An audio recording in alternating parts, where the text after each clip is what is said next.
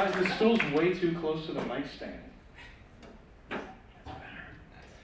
Yes, my name is Jacob Marscola. I am a junior here. I'm a Gemini, if any of you wanted to know and are crazy. And I'm 20, so that means when I drink, no I didn't, you didn't see anything. But yeah, I'm 20. I've been getting older. I'm not sure why I said that, like none of you are doing the same thing.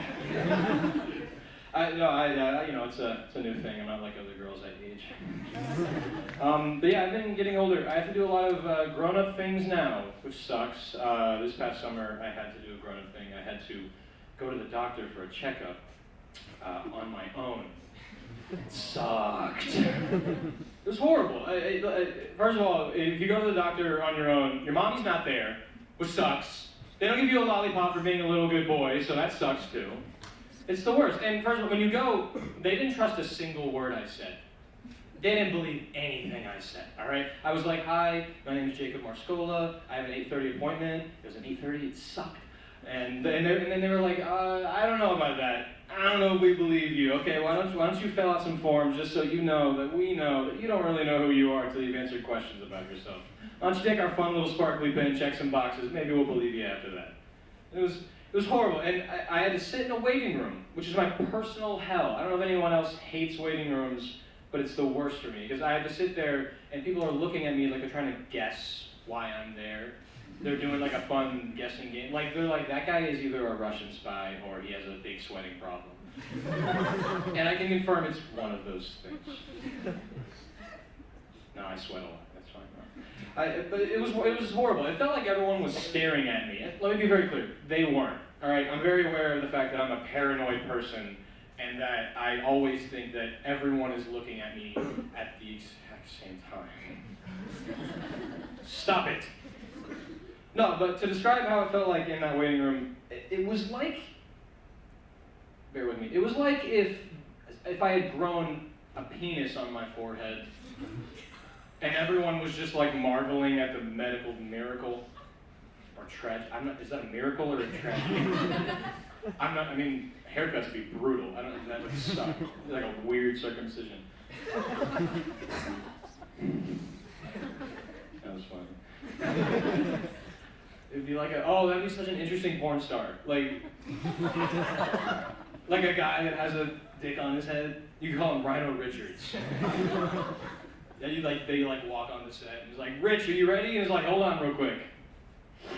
I'm ready! Anyway, I'm freaking out about my head dick. And then they call me into the exam room, or as we all know it, the second waiting room. They're really blue balling us with all those next rooms, please. It's horrible. It's like they call our name, and then we're like, oh, doctor? Can I see doctor now? And they're like, no, not yet. Hold on. I'm getting ready. Hold on. No. Stop it. Stop looking at me. No, but it's horrible. I think in the future, it's just going to be a maze of concrete waiting rooms. And every time you turn the corner, you have to step on that scale that makes everyone feel like shit. We all know that scale.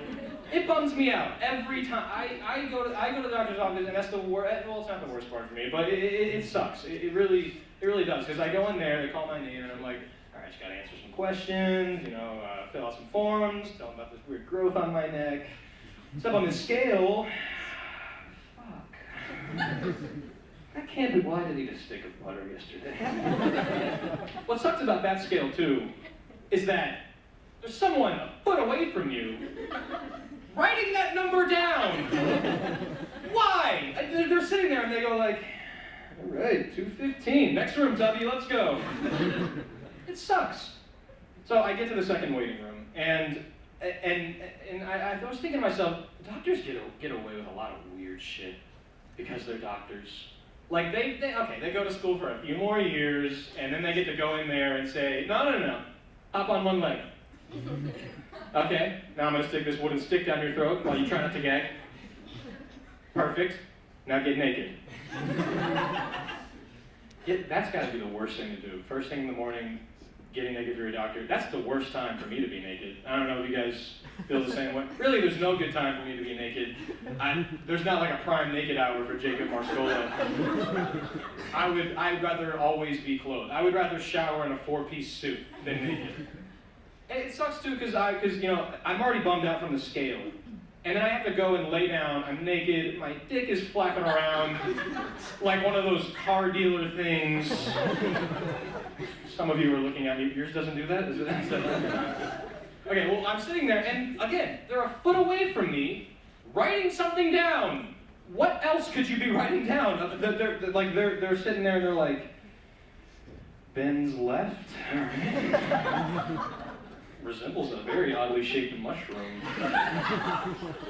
Is the patient sexually active? Probably not. No.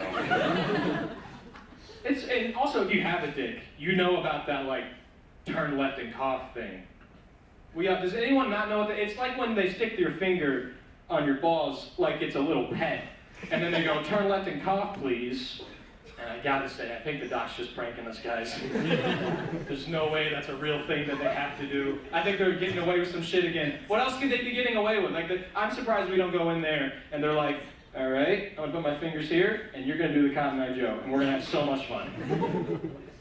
So I finally get done with my checkup, and I'm about to walk out, and my doctor's like, Jacob, I've touched you, stuck a stick down your throat. I think we're almost done. The whole 9 yards has been completed, and now I'd like to show you your blood results. And based on your blood results, I think I'm going to need you to take some more of this. And he hands me a script for vitamin D. He prescribed to me the sun. You can just buy that at a store, or I'm pretty sure you can just walk outside for that. I don't need to go to CVS to get a prescription for orange slices. That's not something I need. And then he kept going. It was weird. He tried to give me some skin cream. He's like, your skin looks very dry. There was another weird vitamin. At one point, he starts naming psychotics, and I was like, that's a little weird, but the doctor that no one else can see says I don't need that, so it's fine. Admittedly, that wasn't my joke, guys. That was my girlfriend's joke, and she told me to tell that one on stage. Would you look at that? A transition has led themselves to us. Let's talk about her!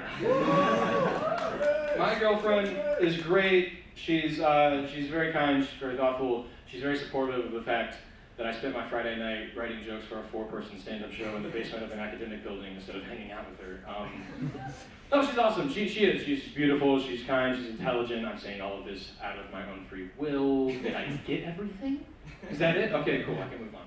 No, but she's great, honestly. She's the reason that I'm up here doing this. She's the reason that I've continued to want to do comedy, because she tells me I'm funny all the time, and I made the mistake of not trusting that validation and saying, hold on, that's sweet, honey, but let me ask a bunch of strangers and tell them jokes, then we'll see if your compliment holds up.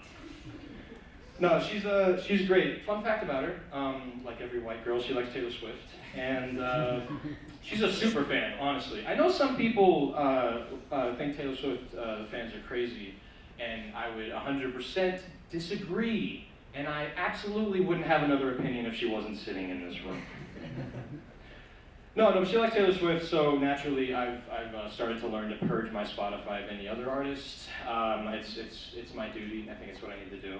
I think sometimes she wishes she didn't tell me all the lore and all the fun facts about Taylor Swift, because sometimes I catch her off guard and I know things that she doesn't. She'll be like, oh, I love this song. Oh, what's this song called again? And I'll chime in actually, that's Starlight. And then actually, she wrote that about Ethel and Robert Kennedy. And she actually got to sing that to Ethel Kennedy. And she dated Connor Kennedy. She'll go, shut up! We know! No, she's great. I'm very lucky to have her. I feel like my mood changes every time she walks in the room. I love her very much.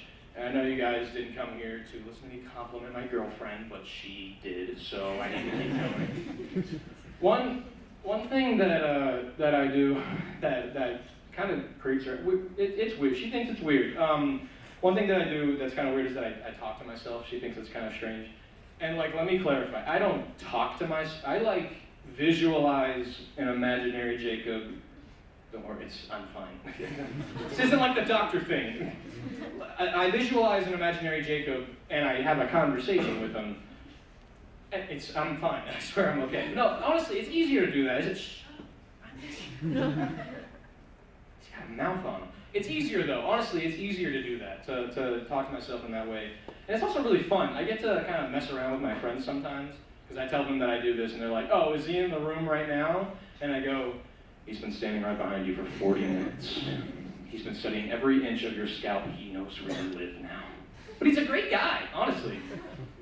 It's fun too, because this is the first time you guys are hearing about this, and, like, you don't know, like, one of them could be sitting next to you. They could be watching you. They could be right, get them, boys. No, but honestly, like, this isn't like a joke. I do this, and it's easier for me to think this way. And, you know, sometimes I think my thoughts are pretty funny, and I think my other me's are pretty funny. So I thought it'd be fun. I thought it'd be fun to end my set by giving the mic to one of my buddies, to Jacob Marscola. So if you guys can give a round of applause, please, for Jacob Marscola. Please, go ahead.